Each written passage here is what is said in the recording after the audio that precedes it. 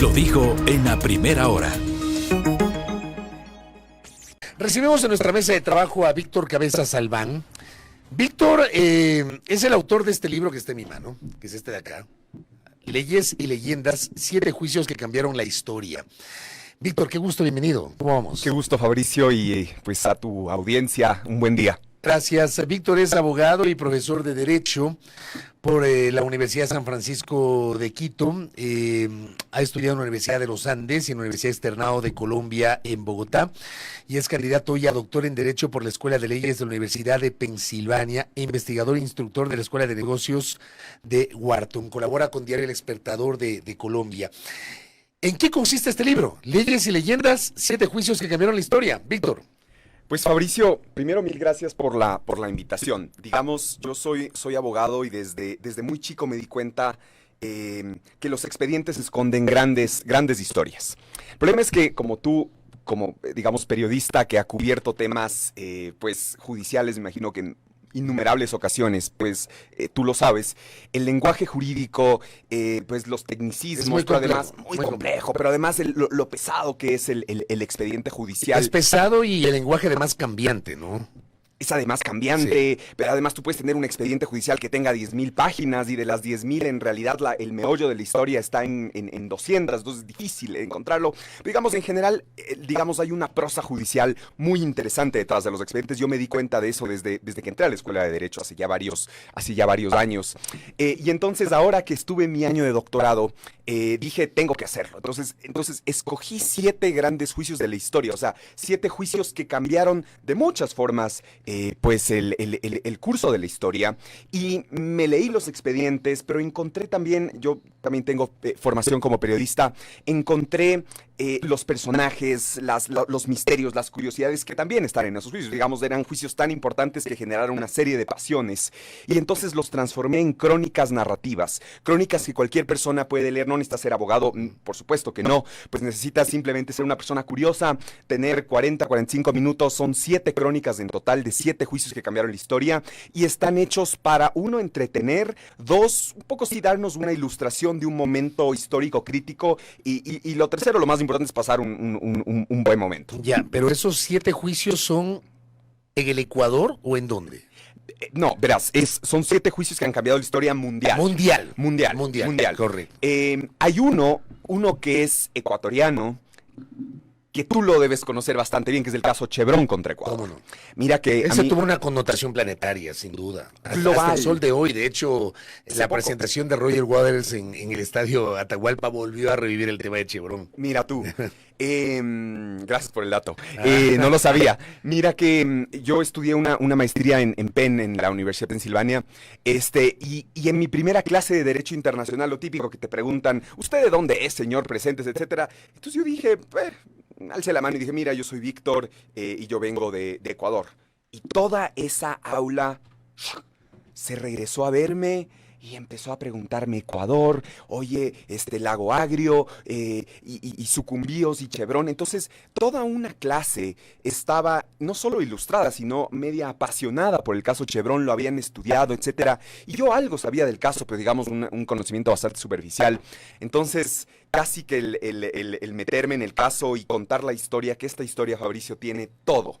Tiene misterios, tiene curiosidades, pero además unos enfrentamientos judiciales pues súper complejos. Uno de los jueces del caso, un estadounidense que se llama Lewis Kaplan, dijo, no sé si es que estoy en un juicio o estoy en una película de Hollywood.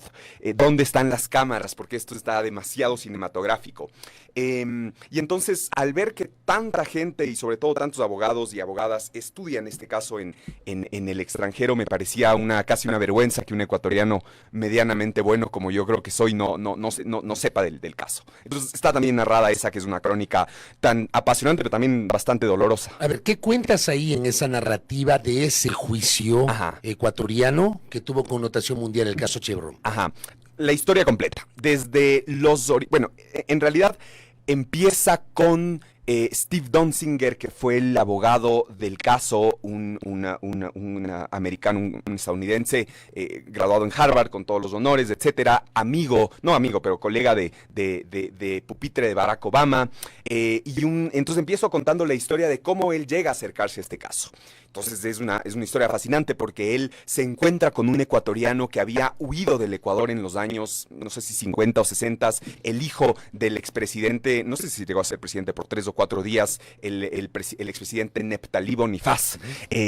Huye a Estados Unidos, se exilia en Estados Unidos, y este señor Bonifaz empieza a escuchar del caso Texaco en esa época, en los 90s, y hace una suerte de expedición. Entonces cuento la historia de cómo se conocieron, cómo hacen la expedición, cómo vienen al Ecuador, cómo hacen esas primeras indagaciones de lo que estaba pasando.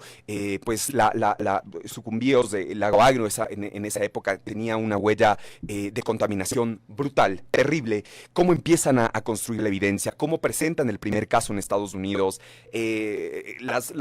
todos los misterios que hubo en el caso, pero luego todas las vueltas que ha dado ese caso, porque primero se perdió, más o menos se perdió en Estados Unidos, luego regresó acá.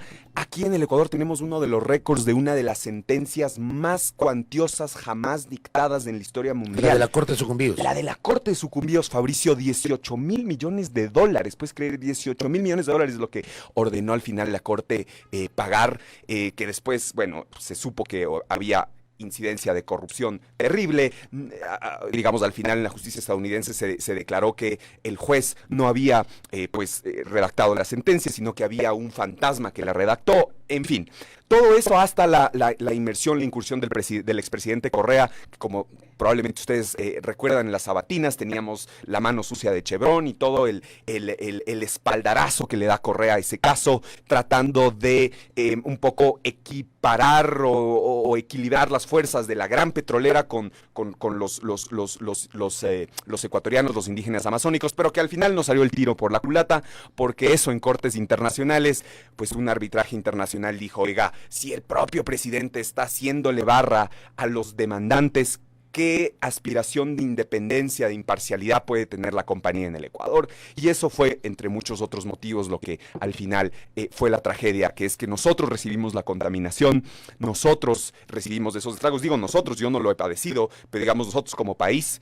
y al final terminamos pagando, Fabricio. O sea, terminamos pagando, como decimos acá, encima más salimos a deber con ese caso. Entonces es toda la historia muy narrativa. Ese es uno de los 7 juicios. Es uno de los 7 juicios. ¿Los otros 6 cuáles son? A ver, te los enumero. Vamos describiéndole para conocimiento de la audiencia. Verás, los primeros 2 son los juicios de Nuremberg. Fines del año 45 se acaba la Segunda Guerra Mundial. Europa se despierta con la tragedia de 60 millones de muertos y una pregunta. ¿Qué hacemos? Sí, o sea, ¿cómo logramos hacer justicia?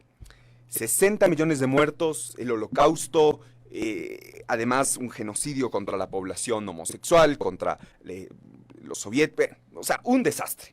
Entonces la pregunta es, ¿cómo armamos un juicio contra esto?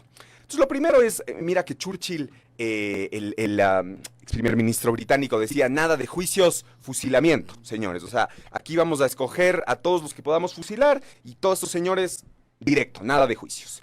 Y Estados Unidos más bien quería, por motivos ahí un poco controversiales, pero Estados Unidos quería hacer un juicio, quería que la humanidad se quede con el legado de que unos jueces evaluaron a unos señores que pudieron defenderse, pudieron presentar sus descargos y a la final pues dictaron la sentencia que hubiere correspondido. Pero entonces se arman los juicios de Nuremberg con toda suerte de problemas, empezando porque no había dónde juzgarlos, las cortes estaban prácticamente anuladas, no había sistema judicial, no había fiscales, tuvieron que crear todo de cero. Entonces narro todo ese proceso de cómo la humanidad construyó en tiempo récord unos juicios para juzgar las peores atrocidades de la guerra y las peores atrocidades contra los derechos humanos. De eso, los juicios de Nuremberg 1 y 2.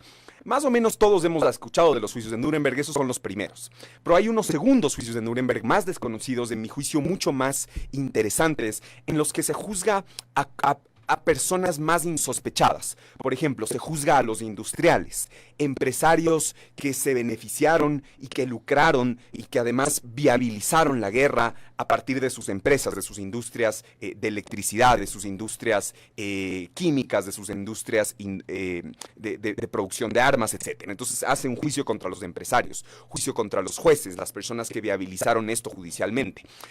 Yo estaba en una charla hace un par de días y alguien no podía creer que el holocausto fue algo legal. Es decir, el holocausto se basó en leyes que estaban en firme y que eran refrendadas por los jueces.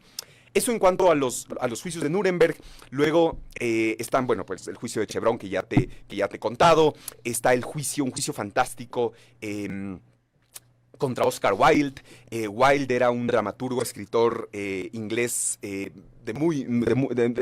probablemente de los más famosos en Inglaterra del siglo XIX, pero a Wilde le gustaban los hombres. Wilde era homosexual y se enamora del chico equivocado. Este chico con el que es pareja era hijo de un aristócrata y este aristócrata era machista y era homófobo. Entonces le parecía una cosa bárbara, imposible, pues, que su hijo esté saliendo con un homosexual. Así esta persona sea Oscar Wilde, un famoso escritor.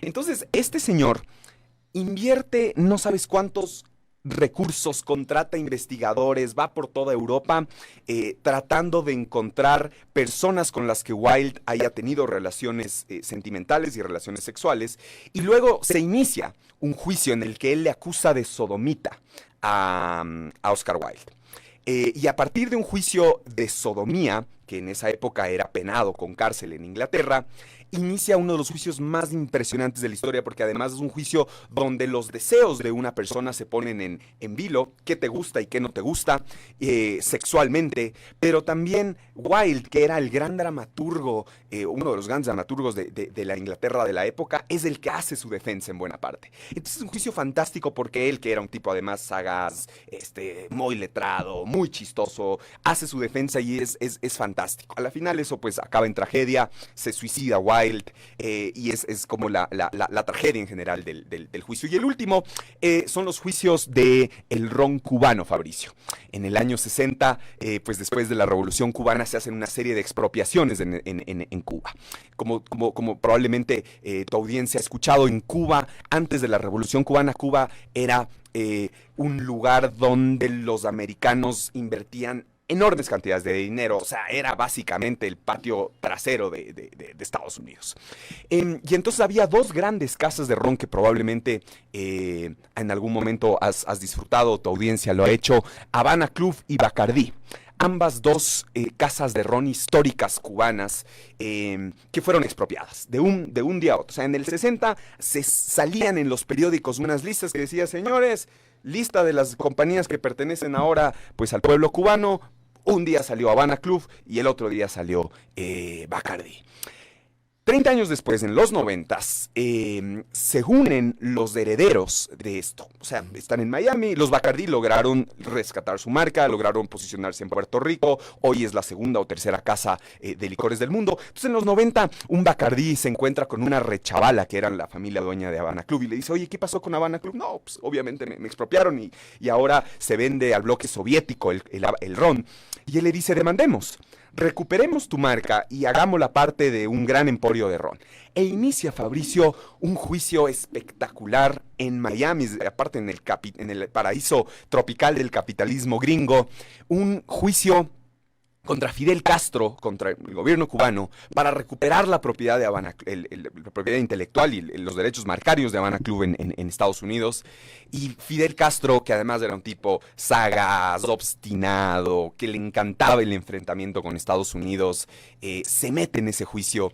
Y es fantástico porque es un juicio sobre la historia de Cuba, pero también sobre la propiedad privada, sobre estas interacciones entre política y derecho. Entonces, esa es como una probadita, digamos, del menú que viene en Leyes y Leyendas. ¿Por qué te animas a escribir este libro? ¿Por qué te decantas por investigar estos 7 juicios y plasmarlos en este documento literario? Mira, porque yo desde muy chiquito era un buen cuentacuentos. Yo hace otra entrevista la anterior semana. No cuentero, sino cuentacuentos. No cuentero. A veces un poquito cuentero. Ya. Pero entonces me decían, tú eres escritor y todo. Y a mí me parece que la palabra escritor es brutal, es tiene un peso gigante. Yo no creo que podría llamarme a mí escritor, pero sí me encantaba, Fabricio, desde 6, 7 años contar cuentos. Entonces contaba cuentos en mi casa, contaba cuentos en el carro, en la escuela, en la familia, etcétera. Y luego, como te decía, cuando entré a la escuela de Derecho me di cuenta que en los juicios hay un poder narrativo enorme. Y creo que, digamos, tú no eres un buen ejemplo porque tú conoces montones de juicios, pero tal vez tu audiencia, que no está tan expuesta a los temas públicos diarios, puede acordarse de un juicio de divorcio. De un buen juicio de pagaré, hasta las cosas más chiquitas, como un buen juicio de una buena deuda, un buen juicio de herencias. Claro, tiene la parte legal, que es la parte técnica, plan, etcétera, pero tiene unas pasiones humanas atrás impresionantes.